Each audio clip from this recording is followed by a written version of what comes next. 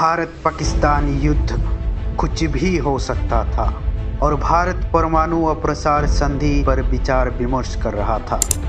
नई साल की शुरुआत होने वाला था, लेकिन 31 दिसंबर 1971 को ऐसी एक खबर मिला जिस खबर ने पूरे देश को आश्चर्यचकित कर दिया।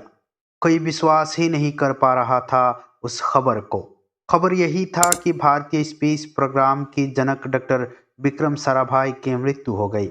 देश की जनता के मुंह से 3-4 शब्द ही निकल रहा था, कब, क्यों, कैसे, और इन शब्दों का जवाब आज तक नहीं मिला किसी को। प्रोफेसर डॉक्टर विक्रम साराभाई का ये डेथ मिस्ट्री आज तक एक राज बनकर रह गया। ठीक उसी तरह जैसे 1966 में father of the Indian nuclear programme doctor Homi Jehangir Bhabha का डेथ हुआ था।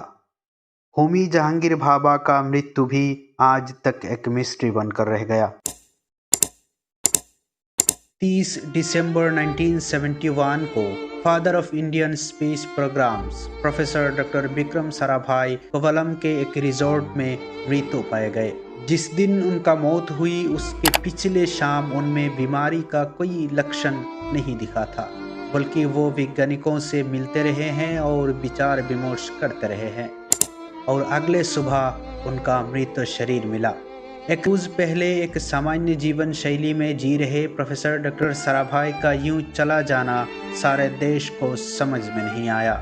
ना कोई बीमारी, ना कोई शारीरिक तकलीफ, पर मिली तो सिर्फ एक लाश।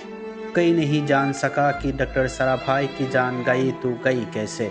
ये सवाल उस वक्त सारे देश के दिमाग में था। लेकिन उससे भी बड़ा सवाल ये है, तब की सरकार से लेकर आज की सरकार तक किसी ने इस राज का पता लगाने की कोशिश क्यों नहीं की।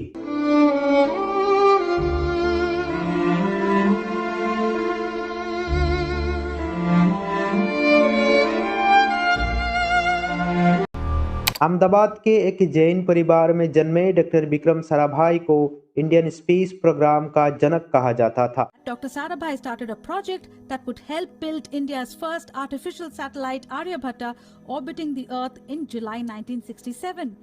मौत के कुछ 5 साल पहले डॉक्टर साराभाई ने देश के परमाणु ऊर्जा आयोग का अध्यक्ष पद का कमान संभाला था। डॉक्टर विक्रम साराभाई के पहले इस पद पर होमी जहांगीर भाभा थे। डॉक्टर होमी जहांगीर भाभा और डॉक्टर विक्रम साराभाई के मौत के बीच एक कनेक्शन था। ये कनेक्शन उस मिस्टीरियस मौत की, उस थ्योरी का जिसकी राज आज तक तमाम फाइलों में दफन है।